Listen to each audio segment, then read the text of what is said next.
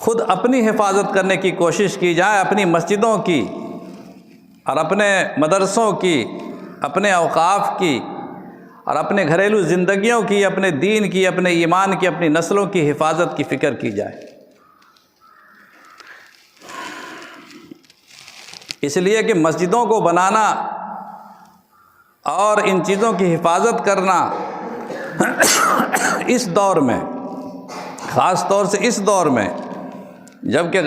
غیروں نے اس کو اپنا نشانہ بنا لیا ہے، دشمنوں نے اپنا نشانہ بنا لیا ہے، بہت بڑی ذمہ داری بن جاتی ہے۔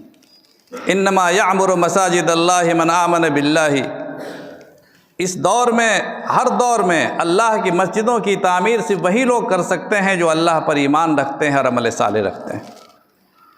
جو لوگ کہ زکوٰۃ دیتے ہیں، جو اللہ پر یقین رکھتے ہیں، وہی لوگ مسجدوں کی تعمیر کر سکتے ہیں۔ مسجدوں کی حفاظت کرنا اور اپنی چیزوں کے تحفظ کی فکر کرنا اور اپنے گھر اور اپنی نسلوں کے اندر دین اور ایمان کو بچانے کی فکر کرنا اس دور میں بہت بڑی ذمہ داری ہے۔ اور قرآن کریم میں اللہ کی طرف سے یہ بشارت، یہ پیشین گوئی کر دی گئی ہے کہ یہ کوئی دور ایسا آنے والا نہیں ہے کہ تم سکون کے ساتھ رہ سکو گے، یہ آزمائشیں آتی رہیں گی۔ قرآن کریم نے کہا ہے کہ لَنَبْلُوَنَّكُمْ بِشَيْءٍ مِّنَ الْخَوْفِ وَالْجُوعِ وَنَقْصٍ مِّنَ الْأَمْوَالِ وَالْأَنفُسِ وَالثَّمَرَاتِ وَبَشِّرِ الصَّابِرِينَ، کہ ہم تمہیں آزمائیں گے، تمہیں بھوکا رکھیں گے، تمہارے امن کو خراب کریں گے، خوف کا ماحول پیدا کریں گے تمہاری سوسائٹی میں، تمہارے معاشرے میں، تم ڈر سے اپنے گھر سے باہر نکلنے میں خوف محسوس کرو گے،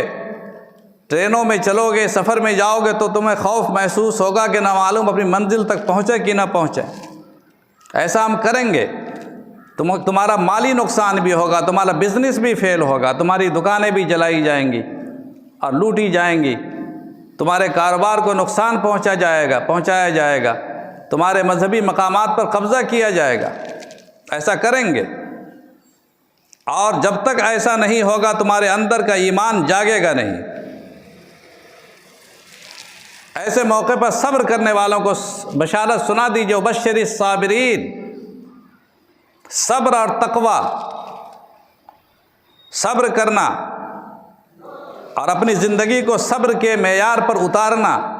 اور تقوی کی زندگی اختیار کرنا، یعنی تقوی سے مراد یہ کہ دین کے معیاروں کو پورا کرنا، دینداری اور ایمان کے تقاضوں کو پورا کرنا۔ اگر مومن ہے، صاحب ایمان ہے اور تقوی کے معیاروں کو اور ایمان کے معیاروں کو پورا نہیں کرتا ہے اور صبر کی زندگی نہیں اختیار کرتا ہے تو ظاہر بات